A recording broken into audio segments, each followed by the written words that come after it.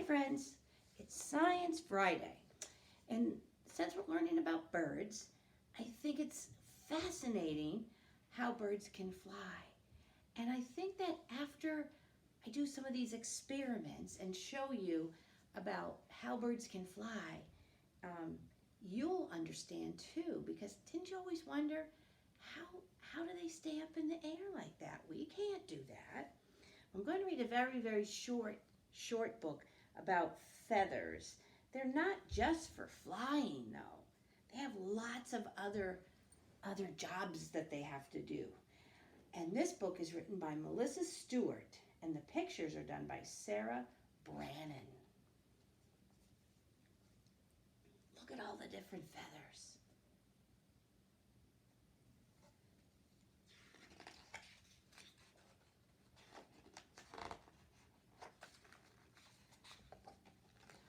Birds and feathers go together like trees and leaves, like stars and the sky. All birds have feathers, but no other animal does. Most birds have thousands of feathers, but those feathers aren't all the same. That's because feathers have so many different jobs to do. Look at the different sizes, and they even look at different.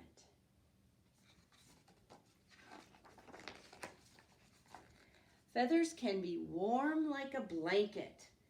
On cold, damp days, it snows where we live, but the blue jays are still out there.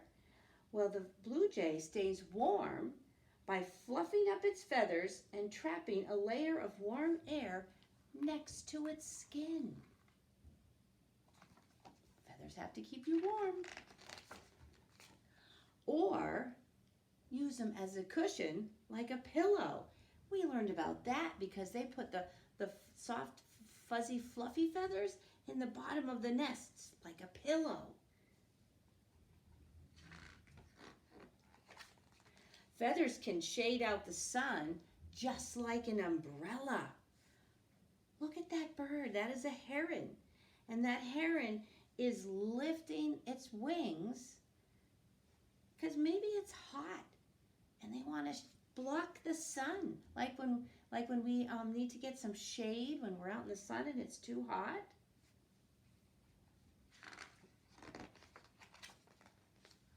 Or feathers can protect skin like sunscreen, because underneath the bird's feathers are its skin. And if the sun was shining on them all day, they would get a sunburn just like we do. So the feathers protect them from the sun. Feathers can soak up water like a sponge, or can clean up messes like a scrub brush. Wow. So birds that go in the water have special feathers. They have feathers that have a layer of oil on them. And oil and water don't like each other. So the water doesn't soak up and make the bird feather all wet and soggy. It repels the water. So that's how they can stay in the water without getting their feathers too wet and heavy. They wouldn't be able to fly if their feathers were wet and heavy. And they can use them for a scrub brush. I think I need to get a bird to do some scrubbing for me. Feathers can distract attackers like a bullfighter's cape. So if a cat was trying to hunt for the bird and trying to catch the bird, they can use their feathers to flap in his face and scare him off. Or they can hide from predators like camouflage clothing. Look at that bird. She's the same color as the trunk of the tree and the nest. She blends right in. Feathers can make high-pitched sounds like a whistle. I didn't know that.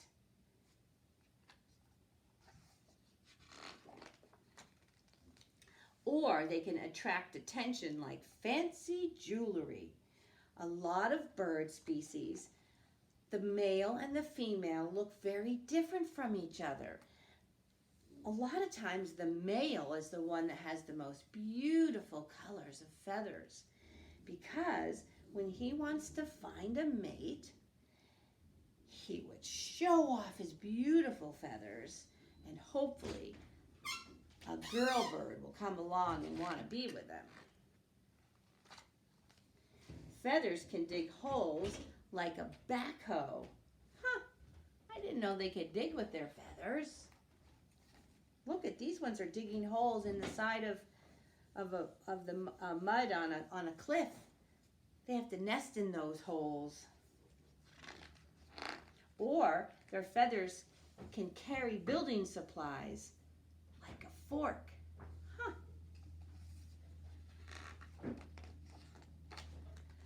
Feathers can help birds float like a life jacket. Swans can glide smoothly across the water because they trap pockets of air between their feathers, and that helps them stay afloat. Remember, when things float, it's because they have pockets of air inside of them. If there's no pockets of air, they would sink. Wow. Or feathers can help you plunge downward like a fishing sinker. Look at, he makes his wings go straight, and his feathers all go straight, and he goes straight down to the bottom to catch a fish. Feathers can glide like a sled. Penguins are covered in feathers, and they can't fly because they're too heavy, but they can glide on their feathers. Or feathers can help them sprint across the snow like snowshoes. They have feathers all over their feet. But most of all, feathers can give birds the lift they need to race across the sky. There's different kinds of feathers on a bird. There's tiny, tiny little phyloplume feathers. And there's stiff bristle feathers, soft, fluffy down feathers that can keep them warm, semi-plume feathers, that keeps them warm too. Contour feathers cover most of the bird's body, and they give the bird its shape and colors. And then the flight feathers are on the bird's wings. That's to help them lift up and move them forward. Flight feathers on the tail help a bird steer and keep its balance. And now, I've got some experiments for you. I've got some different feathers. I like to collect bird feathers because I think they're so interesting. Now, if you'll notice, this feather has a spine along the middle, kind of like the spine that goes up the middle of your back. And the spine goes up the middle, and then the hairy parts of the feather stick out from it. But I notice that this one, there's short hairy things on this side and longer hairy things on that side. That is a flight feather.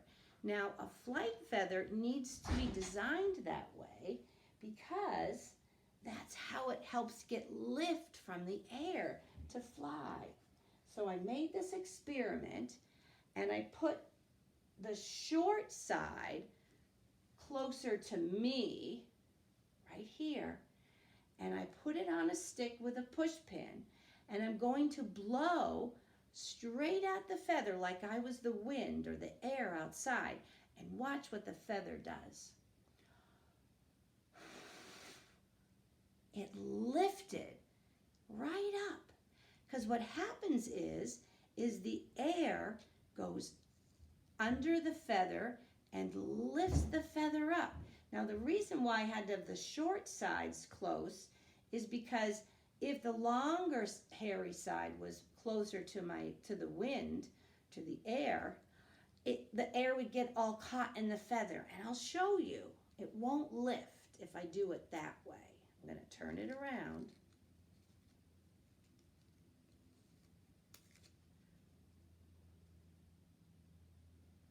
Now, whoops.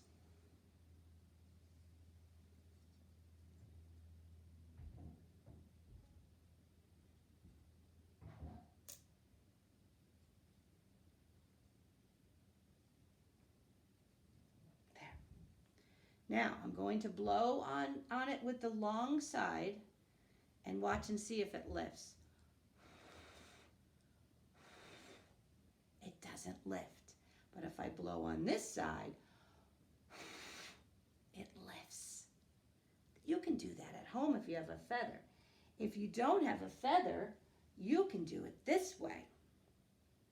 I took a pencil and I took a strip of paper and I taped it to the pencil. Now I'm going to blow straight at the pencil and let's see what happens to the paper.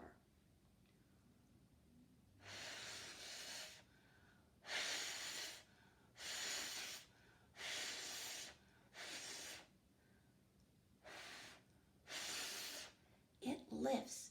So the air goes at the pencil and goes under the paper and lifts it up. I'll try it again. That's how it works. The air has to go under the feather and lift it up, and it can't get caught into all the fuzzy hairs. So that's a flight feather, a flying feather type. The other kind are the contour feathers. And their spines are right down the middle.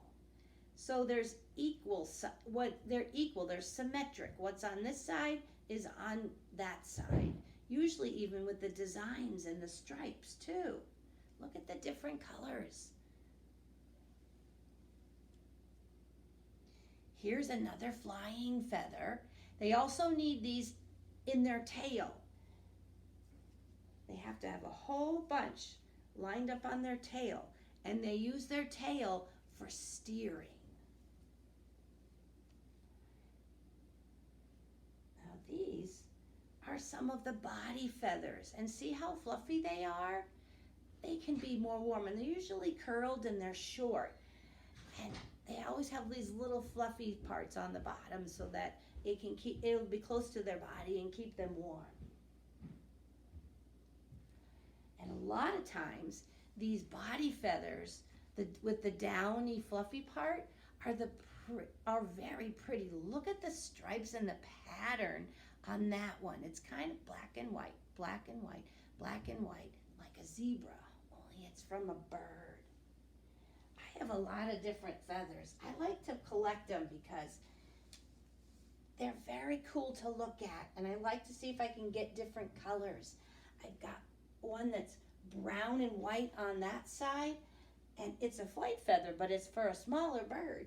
And the short side is blue and white stripes. I mean, not blue and white, sorry, black and blue stripes. And look at this one. This one has zebra stripes too. Dark brown, white, brown, white, brown, white. This one has tan and brown. Look at that one. This one has white down here and black down there. It's all very cool. So when I find a feather, when I'm out walking in the woods, when I find a feather, I try to figure out what kind of bird it came from. And I have this really cool book called Bird Feathers. And I can look it up by the color or where I found it. There's a map of the United States and it tells you where that kind of feather might have come from. And there are different colors and different kinds of feathers from the one kind of bird. It's so interesting. And I also wanted to show you, remember, I told you that Native Americans feel that birds are really, really special. And the reason why they are special is because the Native Americans, I'm going to read to you what it says. They feel that bird feathers are symbols and that they can be a symbol of many different things. Remember, I told you when I read Elf that the eagle feather meant strength and respect and courage. Well, they also can be for honor. If you've been a good person and they want to honor you for your kindness, you might get a bird feather, and they would decorate things. This is like a walking staff, and they would decorate it with pieces of leather and beads, and they would hang their feathers.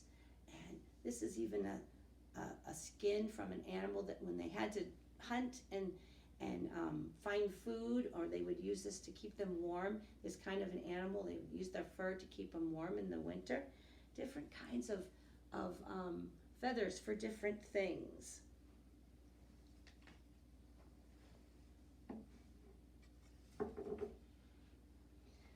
I'm going to send you one of these through email, and you can design your own feather. You can make patterns on them, or you could color them all one color, or stripes, or spots, however you like. You can even look up feathers on the internet and try to color one to match one of the feathers that you see.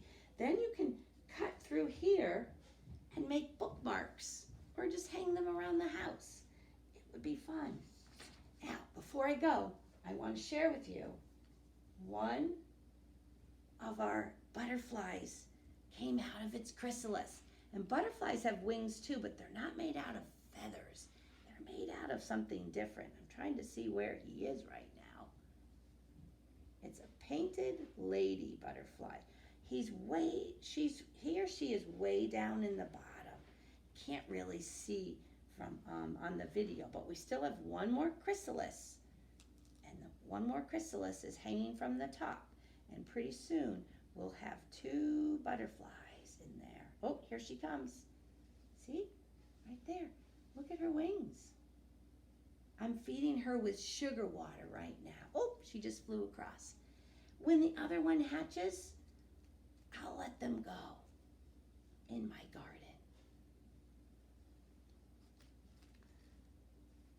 All right, that's all for today, boys and girls. I hope you have fun trying to do some experiments with feathers or with the paper. All right, bye.